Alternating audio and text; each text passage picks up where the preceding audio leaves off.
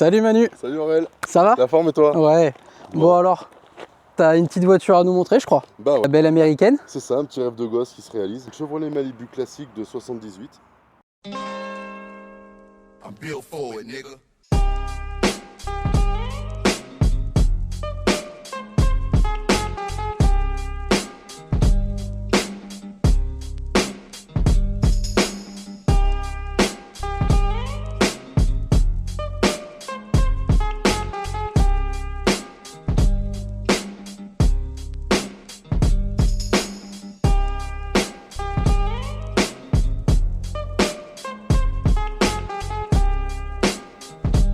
Tu peux m'en parler un petit peu plus? Qu'est-ce que tu as comme option sur cette voiture?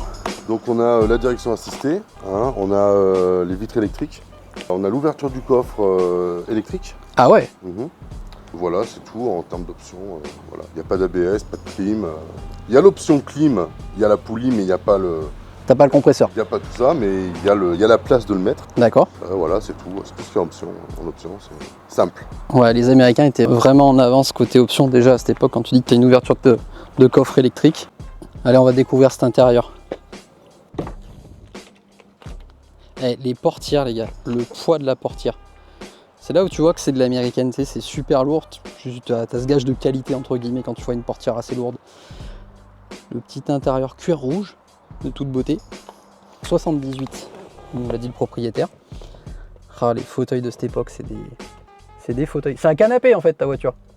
T'es trop bien dedans.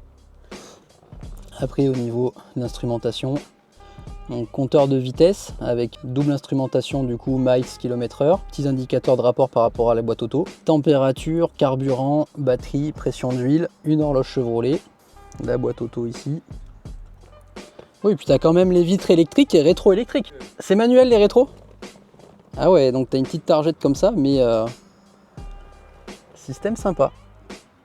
On va regarder derrière pour voir que c'est un coupé, il y a quand même de la place. Une belle banquette. Découvrir le coffre.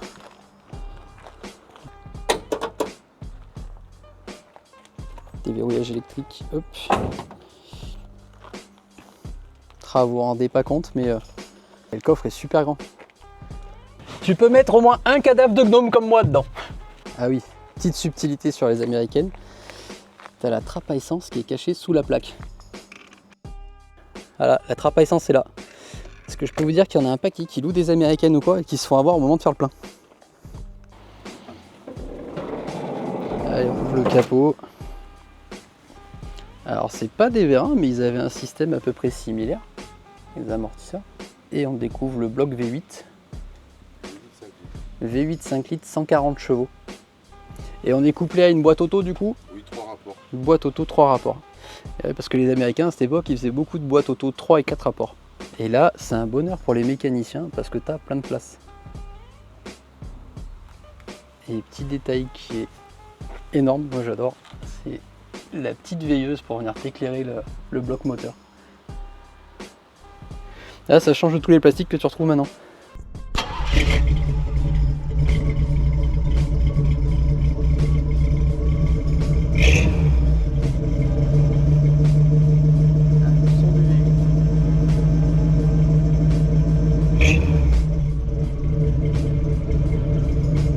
Ça fait un peu le plop-plop comme sur mon Flat 4 mais un peu plus rauque.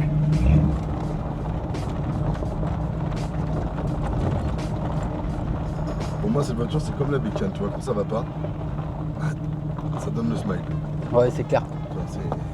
C'est ça quand t'as des passions de ce genre, ça. tu veux te vider la tête, tu tournes la clé et tu y vas quoi. C'est ça.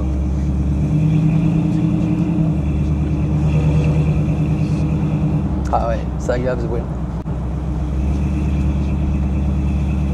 Puis les gens, les gamins, ils adorent. Ah, ça fait tourner quelques têtes là. Hein. Un peu, ouais. Quand je passe devant l'école vers chez moi, là, les gamins, quand c'est la récréation, ils sont là, pouces en l'air et tout. Limite, ils te demandent de faire un peu de bruit quoi. Ouais. J'ai klaxon, tu sais. Et j'ai celui-là. Tu vois? Elle est parfaite pour les mariages.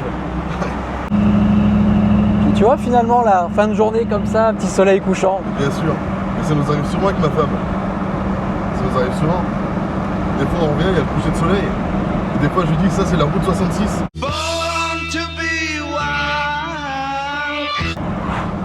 Parce qu'on arrive avec le coucher de soleil, le soleil il est sans le capot. Et c'est trop bien quoi. Et c'est là que quand tu arrives à la maison, elle te dit on est déjà arrivé. Et ce qu'il y a de bien avec une voiture comme ça, c'est que c'est une voiture plaisir, mais c'est pas une voiture de sport. Donc tu es sur un gros V8, c'est super fiable, c'est un tracteur. Alors, c'est un skipper. Parce que tu vois pas d'extérieur que tu as un aussi gros moulin. Elle crache un peu, quoi. Elle fait pas 200 chevaux.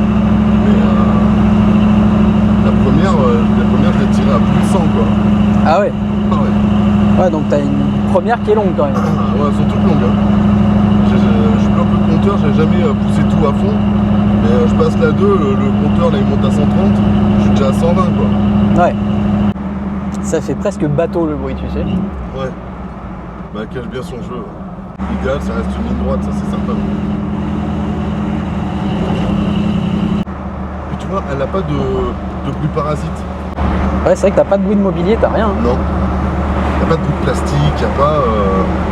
Je suis monté dans quelques voitures et franchement, même au ralenti, il n'y a rien qui bouge quoi. Bah, t'es sur une voiture qui a quand même plus de 40 ans. Ouais, elle est saine. Et c'est vrai que t'as aucun bruit. Alors que tu vas monter dans une Clio qui a 15 ans, Ouais, tu vas avoir des bruits dans tous les sens. c'est ça. Pour ça, je suis assez serein. Je suis à la 3e main, mais franchement, je suis vraiment content. C'est ma première. Il n'y a pas de mauvaise surprise. C'est cool. Ouais, et puis encore une fois, t'es quasiment sur une mécanique agricole ou camion, tu vois. T'as pas... Ouais. Tout est surcalibré. C'est fin 70, tu vois, donc c'est pas une voiture des années 50. Déjà niveau mécanique, niveau plastique et tout, c'est pas non plus... Ouais, c'est quand même un peu plus moderne, c'est Ouais. plus fiabilisé déjà. Ouais, voilà. Avec disque à l'avant, hein.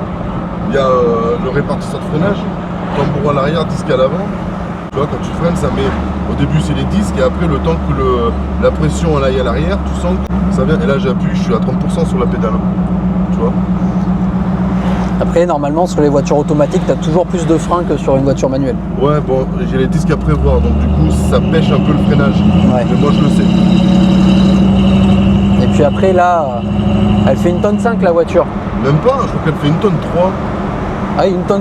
Ouais. Ouais, donc t'as une voiture qui est très légère. Ouais. Là, si tu veux, par exemple, la dernière fois, j'ai essayé un X5 M50D, Ouais. ça fait 2,2 tonnes. Ah ouais, mais Donc au freinage, tu sens que le sûr. vaisseau, faut le freiner, quoi. bien sûr. Puis bon, il n'y a pas, en termes d'habitacle, il y a beaucoup moins de choses que dans les voitures récentes. Ah bah, c'est sûr. Ah, déjà, t'enlèves beaucoup de poids, t'enlèves la clim, t'enlèves l'électronique, t'enlèves... C'est ça. Bon, moi, je roule beaucoup avec, mais je fais attention à tout. En plus, je suis à mon compte dans le transport, donc j'ai l'habitude de faire gaffe à tout ce qui est consommable. Ouais. Et du coup, ça donne quoi en termes d'entretien, une voiture comme ça? C'est facile? Ça te revient cher ou c'est Non. comme une voiture lambda? L'essence. Après, c'est une vidange par an. Un train de pneus, il peut faire 2 ans, ça dépend comment tu roules. Franchement, c'est surtout l'essence, hein, honnêtement. Ouais. Ouais. Là, t'as une vague idée de la conso? Ouais, je suis entre 12 et 14. Ouais, ça va. Ouais, sorti après le deuxième choc pétrolier aux États-Unis, ils ont modifié les moteurs. Ils ont fait des moteurs plus petits. Du coup, ça consomme moins. Ouais, ça a du coffre, hein. Ça a Ouais, du le coffre. problème, c'est que ça tourne. Moi, je suis bien tranquille en ligne droite quand je fais ça, tu vois. Ouais, les américaines, c'est des voitures de ligne droite. Ouais, on va pas se mentir. Hein. Elle shift, c'est mignon, tu vois. Quand je les double dans la côte, les mecs, ils en reviennent pas, quoi. Je suis derrière, et puis quand je passe à côté, moi j'ai les fenêtres ouvertes, naturellement. J'entends tout. Ah là là. Et je suis trop heureux. Ouais, c'est aussi ce qui a changé la demande aux États-Unis et qui nous a demandé ce qui a donné tous les muscle cars années 80-90 dégueulasses. Ouais, c'est ça un peu, ouais. Après, tu vois, Chevrolet, ils sont restés quand même jusqu'à début 80 avec la Camaro. Ils ont essayé de garder quand même l'esprit. Ouais, un truc un peu sympa. Ouais, avec Pontiac. Ah oui, ça pompe un peu la Ouais, mais c'est spongieux. C'est un freinage d'époque. Hein. Et après, t'as vitesse longue, vitesse courte, c'est ça le L? C'est ça. Ok. T'as un frein à main enlevé, quelque chose? Non, il n'y a rien. T'as vraiment juste au pilotage à la poignée? Je le mets pas. Là, t'as juste à lâcher la pédale et ça avance tout seul. Ah, elle avance au couple directement? Ouais. Excellent. Tranquille, tu vois. L'état de la boîte auto, elle est bien. Alors c'est marrant parce que tu vois, tu sens une grosse résistance quand même au niveau de la pédale d'accélérateur. Tu sais pas comme les voitures actuelles qui sont électroniques. Ah, tu sens le câble, hein. Voilà, où tu sais, il faut que tu effleures. Là, tu sens que tu as le couple qui va te lancer, mais tu as une résistance. Alors c'est marrant, tu vois, le cerceau il fait vachement grand. En fait, visuellement comme ça, tu n'as pas l'impression. Ouais. Mais quand tu l'as dans les mains, il fait super grand. La direction. Bon, légèrement flou. Ouais. C'est normal. C'est une américaine. Ouais. L'ancienne américaine, donc tu sens le folklore, tu vois. C'est ça. En tout cas, c'est cool parce que tu vois, j'avais fait américaine récente, mais j'avais pas encore fait d'ancienne comme ça. Ah ouais, dans le rond-point.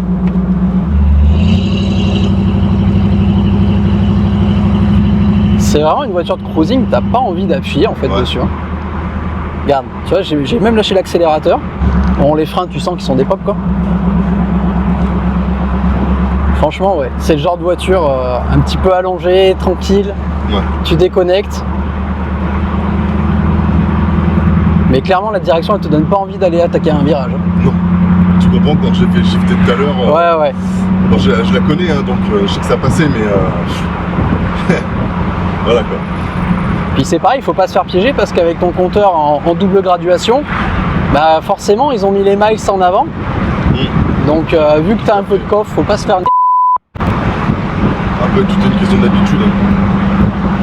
Allez, on a un bout de droit, on essaie d'accélérer un poil. Vas-y.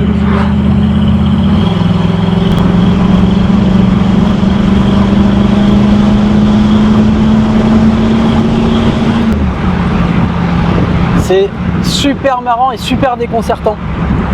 Parce qu'en fait, tu as un bruit qui est rauque mais qui monte pas dans les tours. Tu as ton compteur qui monte, tu vois la vitesse qui monte, mais t'as pas d'impression de vitesse. Tu sens que ça. Tu sens le coffre, mais tu sens pas de vitesse en fait. Bah tu vois, ma femme, elle me dit, sur l'autoroute, après sur l'autoroute, c'est plus large. Oui, et puis là on n'a pas roulé aux vitesses d'autoroute, hein, on a roulé aux vitesses autorisées. Bah, sur l'autoroute à 110, ma femme elle me dit, tu vas trop vite. Je regarde le compteur, elle a l'impression que je suis à 130, 140. Alors, parce que t'es bas, parce que... Et peut-être que ta femme a l'habitude de véhicules plus récents. Du coup, parce que là c'est pas aseptisé du tout. T'es sur une voiture ancienne, donc ça vibre, t'as du bruit, t'as de l'odeur, ça vit quoi. Ouais, ça me fait toujours triper. Ah non mais c'est cool hein. C'est vraiment un bon délire. Puis, tu vois, je reste dans mon monde. Tu vois, moi je suis dans la Harley, je reste dans l'américaine, je peux amener mes enfants avec moi quand on va en concentre. J'aime bien rester dans l'état d'esprit de A à Z. C'est ça. En fait sur la moto, quand tu as des enfants au début, c'est un peu égoïste parce que vu qu'ils sont petits et tout, tu peux pas trop rouler avec eux. C'est ça. Et il y a un moment, tu es quasi obligé de basculer à la voiture si tu veux continuer de profiter de ce genre de plaisir avec tes enfants quoi. Ouais, c'est pas tout le monde qui le veut hein. Merci en tout cas de me l'avoir laissé essayer. Il n'y a aucun souci. C'est avec plaisir que je reprends le volant. Et, et voilà les amis, j'espère que cet essai vous a plu. On se retrouve bientôt pour de nouvelles vidéos.